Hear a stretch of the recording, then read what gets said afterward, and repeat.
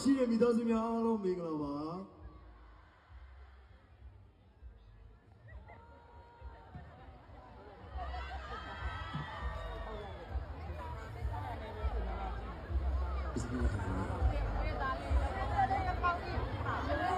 တော့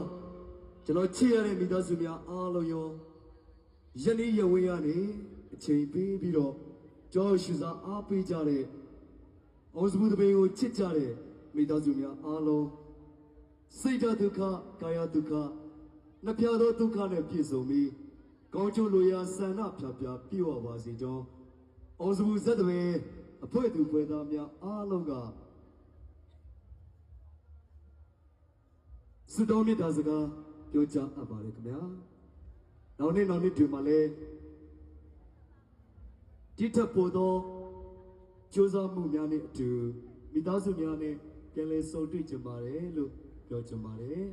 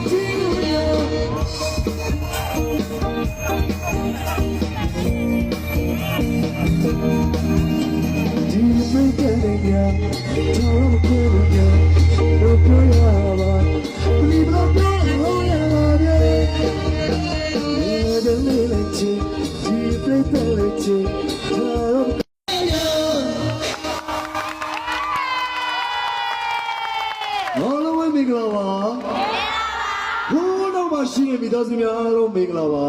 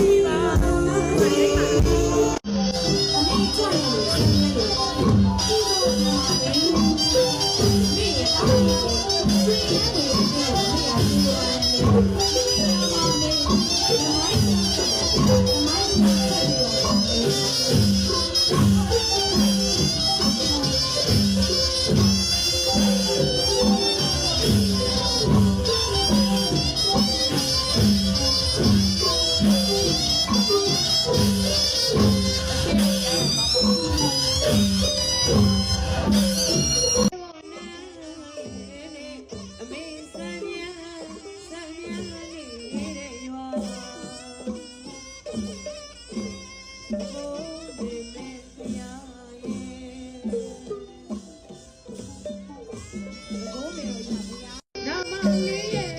အမည်သေးကြမန္တတိုင်းကကလိုင်းတော်လေးရနာမလေးရဲ့အမည်သေးကြမန္တတိုင်းကကလိုင်းတော်လေးရအိုး